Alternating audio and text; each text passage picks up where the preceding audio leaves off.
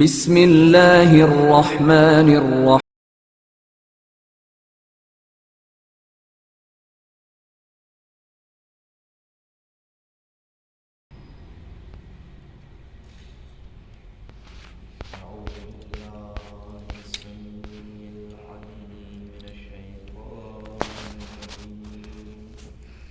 بسم الله الرحمن الرحيم. الحمد لله رب العالمين. الحمد لله الذي ذكره شرف للذاكرين وشكره فوز للشاكرين وطاعته نجاة للمطيعين.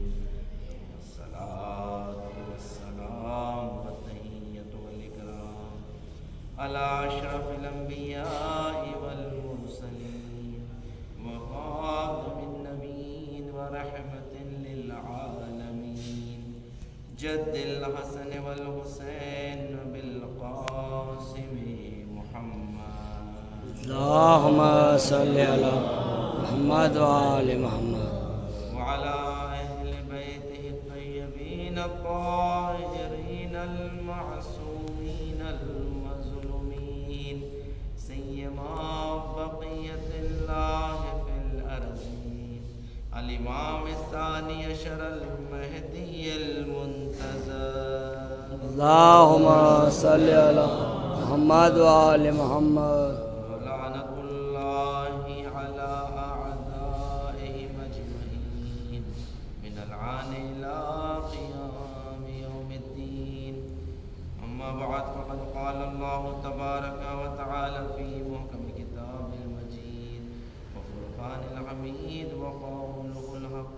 بسم الله الرحمن الرحيم. يا أيها الذين آمنوا اتقوا الله وكونوا مع الصادقين. اللهم صل على محمد وآل محمد. رضوان گرامی، اہل بیت علیہ السلام کا ذکر ایک ایسا عظیم ذکر ہے کہ جس کے طفیل میں بہت ساری نعمتیں نصیب ہوتی ہے، چاہے وہ دنیاوی ہو یا اخروی ہو. ہم ذکر اہل بیت کے صدقے میں بہت ساری نعمتوں سے سرفراز ہوتے ہیں کہ اگر ہم غور کریں کسی قوم میں ایک ایسا سرمایہ نہیں ہے جیسا سرمایہ ہمیں ملا ہے، اور وہ فرش عزا کا سرمایہ ہے کہ فرش عزا جو غم حسین میں بچھائی جاتی ہے، غم اہل بیت میں بچھائی جاتی ہے، اور اس کے ضمن میں ذکر اہل بیت کا ہونا، اور ذکر اہل بیت یعنی فضائل کا بیان ہونا، نیکیوں کا بیان ہونا، احکامات کا بیان ہونا، اس لیے کہ فضائل انہی سے منسوب ہیں. اگر دنیا میں خوبی ہے تو اہل بیت اس کا منبع ہے. اگر شریعت آج باقی ہے تو اہل بیت محافظ شریعت ہے. جہاں اہل بیت کا ذکر ہوگا شریعت کی حفاظت بھی ہوگی. اہل بیت کا ذکر ہوگا، فضائل کا ذکر ہوگا، اس لیے کہ فضیلتیں ان سے منسوب ہیں اور عیب ان سے دور ہے. تو ان کے ذکر سے عیب دور ہوتا ہے، ان کے ذکر سے فضائل پیدا ہوتے ہیں. اور کس قدر اہمیت ہے اہل بیت علیہ السلام کے ذکر میں. انسان دام درہم سخن قدم میں اگر آگے بڑھتا ہے تو کس قدر پروردگار کی بارگاہ میں اہمیت اور فضیلت رکھتا ہے انسان. اس لیے کیونکہ ذکر اہل بیت کی بقا کے لیے کوئی انسان اگر ایک قدم آگے بڑھائے یہ خدا کے نزدیک اہمیت ہے. ہمارے خود شہر حیدرآباد کا یہ واقعہ ہے کہ مجالس اعضاء میں معمولاً تبرک کے اہتمام میں مجالس میں چائے پلائی جاتی ہے، تو اسی طرح مجالس اعضاء میں چائے کا اہتمام کیا جاتا تھا. اور جب مجالس اعضاء کا عشرہ ختم ہونے کے بعد جس ہوٹل سے چائے منگائی جاتی تھی بعد میں اس کا حساب کر دیا جاتا تھا مجالس کے بعد. تو جہاں سے چائے منگائی جاتی تھی وہ ہوٹل کسی اہل سنت سے متعلق شخص کی تھی. جب عشرہ اولیٰ ختم ہونے کے بعد جب حساب کے لیے گئے تو پتہ چلا جو مالک ہوٹل تھا وہ دنیا سے گزر چکا ہے، وہ فوت ہو چکا ہے. اب اس کا فرزند دکان پر ہوٹل پر بیٹھا تھا تو اس نے کہا کہ یہ جو پیسہ ہے مجالس میں جو اس تبرک استعمال کیا گیا ہے وہ ہمیں نہیں چاہیے، وہ نہیں چاہیے، ہم نے معاف کر دیا. تو انہوں نے تعجب کیا، پوچھا کہ کس وجہ سے؟ اس لیے کہ ہم ہر سال حساب کیا کرتے ہیں اور لا کر دے دیا کرتے ہیں، اب کہ اس سال کیا بات ہے کہ جو ہے آپ نے معاف کر دیا. جب بہت اصرار کرنے کے بعد پتہ چلا کہ اس کے باپ کا جو انتقال ہوا، انتقال کے بعد وہ فرزند کے خواب میں آ کر اس نے کہا کہ یہ جو مجالس کے لیے تبرک کا اہتمام کیا گیا، جو چائے یہاں سے لے کر گئے ہیں، اس کا حساب ان سے نہ لیں، ان سے پیسے نہ لیں، اس لیے کہ قبر میں مجھ پر جو عذاب رکا ہوا ہے انہی پیسوں کی وجہ سے، جو غم حسین میں جو میری ہوٹل سے چائے لی ہے، اس کے لیے عذاب جو قبر کا عذاب ہے وہ رکا ہوا ہے. ظاہر میں دیکھیں نام حسین بہت بڑی طاقت ہے، غم حسین بہت بڑی طاقت ہے. اگر جو کوئی بھی آ جائے، دیکھیں اس کے لیے کوئی پابندی نہیں ہے، خدا نے کوئی قید نہیں رکھی کوئی حسینی فقط یہی بنے. حسینی بننے کے لیے اللہ نے کشتی کو بہت وسیع رکھا ہے، کشتی حسین بہت وسیع ہے. کس قدر اہمیت ہے انسان. لیکن قبر کا اہتمام، یہ جو ہم مجالس کرتے ہیں مختصر 5-10 منٹ کی صحیح ایک مسئلہ بیان ہوتا ہے، مختصر سے مسائل بیان ہوتے ہیں، یہ بہت اہمیت رکھتا ہے. دیکھیں ہم مرنے کے بعد اس کی ارزش کو پہچانیں، مرنے کے بعد کہ نماز فجر کے بعد، اذان فجر کے بعد، نماز کے بعد مختصر سی مجلس کا برپا ہونا، اہل بیت علیہ السلام کا ذکر کا برپا ہونا، یہ کس قدر اہمیت رکھتا تھا. کسی کے ضمن میں بہت سارے چھوٹے چھوٹے مسئلے مسائل پیش کر دیے جاتے تھے اور جو معمولاً بیان نہیں ہوتے وہ مسئلے سن لیے جاتے ہیں، اس لیے کہ تمام احکام شرعی اہل بیت کے ذریعے ہی ہم تک پہنچے. احکامات شرعیہ جتنے بھی ہیں یہ سب اہل بیت کے ذریعے ہی پہنچے، اہل بیت کے ہی بیانات ہیں.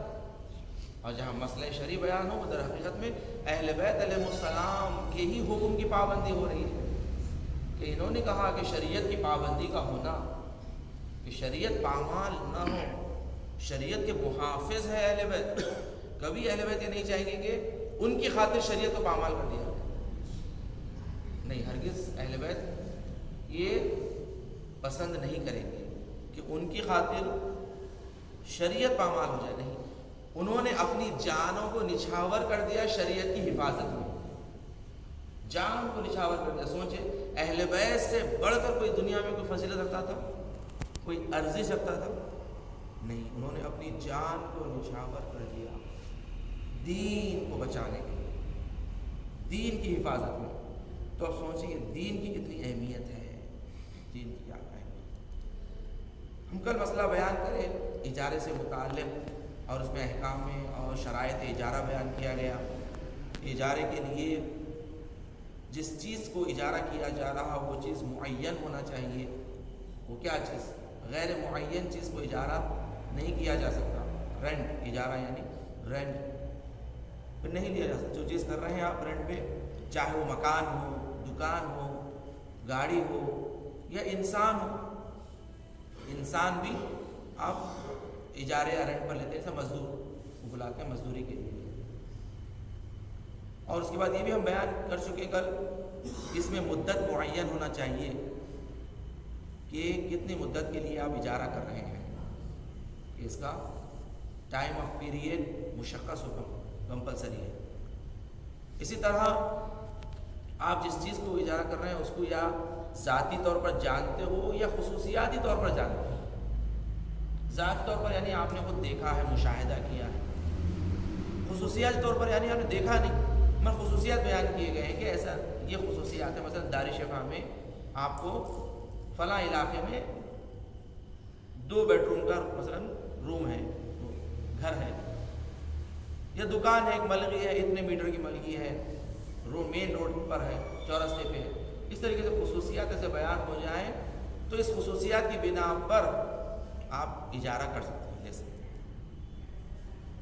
اور اجارے کے احکام میں سے یہ بیان کیا گیا کہ دیکھیں آپ اگر اجارہ کر رہے ہیں، آپ نے جیسے ہی آپ نے ایگریمنٹ کر لیا، ایگریمنٹ ہو گیا، تو اس کے بعد اب آپ اس کو استعمال کریں یا نہ کریں،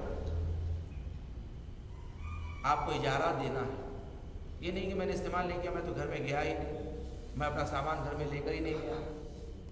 نہیں، آپ کو اگر گھر کی چابی دے دی گئی، دکان کی چابی آپ کو مل گئی، اب آپ دکان شروع کریں یا نہ کریں، دکان میں سامان لائیں یا نہ لائیں، آپ کا ایگریمنٹ شروع ہو چکا ہے. ایگریمنٹ کی بیس کے اوپر آپ کو کرایہ دینا ہے، شرعاً آپ کو دینا ہے. مزدور لاتے ہیں آپ کام کے لیے، اب چاہے مزدور سے مزدوری کرائیں یا نہ کرائیں، آپ کو جو ٹائم آف پیریڈ کے لیے مزدور لاتے ہیں، مثلا اگر دن بھر کے لیے آپ لایا ہے تو وہ دن بھر کی آپ کو مزدوری اسے دینا ہے. اسی طرح اجارے میں جہاں پر ایگریمنٹ کیا جاتا ہے کہ یہ گھر آپ کو کرائے پر دیا جا رہا ہے آپ کو رہنے کے لیے، تو جب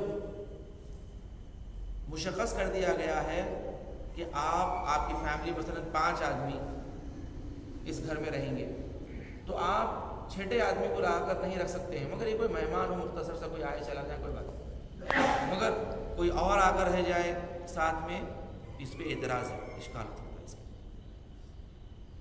آپ کسی اور کو کرائے پہ نہیں دے سکتے. اگر آپ نے کرائے پر لیا ہے، آپ کو حق نہیں ہے کسی اور کو کرائے پر دے مکان.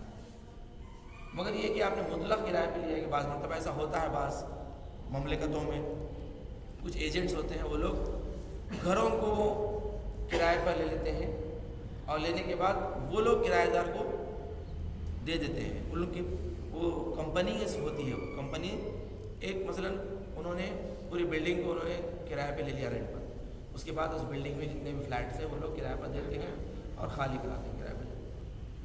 آپ کا ڈیل فقط اس کمپنی سے ہے، آپ کو جو رینٹ ملتا رہے گا وہ کمپنی آپ کو دیتے رہے گی. اب کمپنی والے جسے کرایہ پر دیں وہ ان کی ذمہ داری، جتنے پہ کرایہ پر دیں وہ ان کی ذمہ داری. اگر مطلق بھی کرایہ پر ہوتا ہے، دیا جاتا ہے، مطلق یعنی آپ خود رہیں یا کسی اور کو رکھیں، اس سے ہمارے کو مطلب نہیں ہے. ہمارے کو مطلب یہ ہے کہ بس ہمارا گھر صحیح و سالم ہمیں واپس کیا جائے اور رینٹ اور کرایہ ہمیں اتنا ہمیں دے دیا جائے. اس کے اوپر آپ دے دیتے ہیں کمپنی کو یا کسی کو، وہ لوگ ذمہ دار ہوتے ہیں اس کے محافظت کے بھی اور رینٹ کے بھی. تو ایسا بھی دیا جا سکتا ہے. اور پھر یہ بھی ہم نے کل بیان کیا تھا کہ جو چیز اجارے پہ لی جاتی ہے، جب آپ بغیر اجازت کے کوئی اس میں تبدیلی نہیں لا سکتے، چینجز نہیں لا سکتے، حتیٰ ایک کیلا بھی آپ دیوار میں نہیں مار سکتے، مگر یہ کہ اس کی اجازت سے کہ ہم یہاں پر کچھ جو ہے کیلا لگانا چاہتے ہیں یا پردہ لگانا چاہتے ہیں. آپ مالک مکان کی بغیر اجازت کے رنگ نہیں بدل سکتے گھر کا، مگر یہ کہ مالک مکان آپ کو اجازت دے کہ ٹھیک ہے آپ اپنی پسند سے رنگ کر لیں، ورنہ آپ رنگ بھی نہیں بدل سکتے. اور ایگریمنٹ میں جیسا ڈیل ہوتا ہے کہ جو معمولاً عرف میں ہوتا ہے کہ آپ کو مثلاً گھر صحیح و سالم رنگ کیا ہوا دیا جا رہا ہے، جب آپ گھر خالی کریں گے آپ سے ایسے ہی گھر لیا جائے گا. یہ نہیں کہ آپ نے مثلاً رنگ اس کا ختم ہو چکا ہے، اڑ چکا ہے، بچوں نے اتنی پینسل سے پینوں سے لکیریں مار دی ہیں کہ دیواروں کے پہ ڈیزائن بن گیا ہے، پورا سمندر دکھ رہا ہے کہ پانی کے لہریں بنے ہوئے ہیں. کہا کہ یہ تمام ڈیزائنوں کو آپ کو چینج کر کے جانا ہے، جیسا آپ تحویل لیے تھے اسی طرح آپ کو مالک مکان کو گھر دے کر جانا ہے. یہ شرعاً ہم پر وظیفہ ہے. یا یہ مالک مکان سے آپ معافی مانگیں، اجازت لیں، حلالیت طلب کریں کہ اگر کچھ بھی عیب کچھ ہو گیا ہے، کچھ کمی ہے، کاستی اگر ہو گئی ہے ہم سے تو ہماری کوتاہیوں کو معاف کر دیجیے، ہم حلال کیجیے. یہ شرعی وظیفہ ہے، یہ شرعی مسائل. یہ شرعی ہم پر وظیفہ ہے. دیکھیں عبادت فقط نماز پڑھ لینا ہی نہیں ہے. عبادت در حقیقت میں معاملات میں عبادت ہے. انسان معاملات میں پرفیکٹ رہے. وہ انسان جیسے کہ ہم نے حدیث بیان کی تھی, انسان کو اگر پہچاننا ہو تو معاملات میں پہچان. معاملات یہ معاملات میں کیسا ذمہ دار ہے نہیں, خوف خدا رکھنے والا ہے یا نہیں. معاملات میں انسان کو پہچانا جائے, مومن کو پہچانا جائے. اذان کرام کہ یقیناً اہل بیت علیہ السلام کا ایک ذکر ایسا وسیلہ ہے, انسان کی دنیا بھی ہے اور آخرت بھی ہے. یاد رکھیں یہ ذکر الہی ہے. در حقیقت میں ذکر اہل بیت ذکر خدا ہے. ذکر علی عبادہ لأنہ ذکرہ ذکری و ذکری ذکر اللہ و ذکر اللہ العبادہ. پیغمبر نے فرمایا کہ علی کا ذکر عبادت, کیونکہ علی کا ذکر میرا ذکر ہے. جہاں علی کا ذکر ہوگا تو یاد رکھیں رسول کا بھی ذکر ہوگا. جہاں رسول کا ذکر ہوتا ہے خدا کا ذکر ہے, اور خدا کا ذکر عبادت ہے. جب تک اہل بیت کا ذکر باقی ہے خدا کا ذکر باقی ہے. خدا جب بھی چوتھے امام سے پوچھا جاتا کہ مولا سب سے زیادہ مشکل سختیاں مصائب کہاں گزرے, تو امام فرماتے ہیں الشام الشام الشام, کہ شام پر ہم پر جو مصیبتیں گزری ہیں کہیں ایسی مصیبتیں نہیں گزری. ظاہر ہے سوچے کس قدر مصائب اور کس قدر مصیبتیں چوتھے امام پر گزری ہیں. ایک شاعر لکھنؤ میں کہتا ہے کہ میں نے مرثیہ لکھا امام کے غم پر, اور اس مرثیے کے بند میں نے اس طرح لکھے زخموں پہ زخم کھا چکے بس اے حسین بس, تیروں پر تیر کھا چکے بس اے حسین بس, لاشوں پہ لاش لا چکے بس اے حسین بس, ہم تم کو آزما چکے بس اے حسین بس. اس کے بعد کہتا ہے کہ میں نے اپنے اس اشعار کو تمام نہیں کر سکا, اور میں رات میں سو گیا اور خواب میں دیکھا امام کو, اور امام نے کہا کہ میں اس اشعار کو مکمل کرتا ہوں, اسے اس طرح اس کو مکمل کر. سر کو جھکا دو خنجرے بیداد کے لیے, کچھ امتحان چھوڑ دو سجاد کے لیے. سید سجاد کا امتحان عصر عاشور کے بعد جو شروع ہوا, شام کے دربار میں شرابی کا دربار ہے, اور زینب ام کلثوم کے کھلے ہوئے بال. سید سجاد کا امتحان. الا لعنۃ اللہ علی قوم الظالمین وسیعلم الذین ظلموا ایام قلب ينقلبون. باللہ پروردگارہ سے ذکر قبول فرما. پروردگارہ جو مومنین بیمار ہے علیل ہے التماس سے دعا کہتے ہیں, بالخصوص ہمارے مصلی ان کا نواسا یا پوتا لندن میں اس کا آپریشن ہے, اس کے لیے خاص طور سے التماس سے دعا کہی ہے. ہاشم بابا اس کا نام بتائے. پروردگارہ اس بچے کو شفائے کاملہ و عاجلہ عنایت فرما. خورشید بھائی اور عالیہ فاطمہ بیمار ہے علیل ہے. پروردگارہ بحق پنج تن پاک چاہتا معصومین کے صدقے میں شفا کاملہ و عاجلہ عنایت فرما. دنیا میں جہاں جہاں مومن و مومنات ہیں ان کی جان و مال عزت و آبرو دین و ایمان کی حفاظت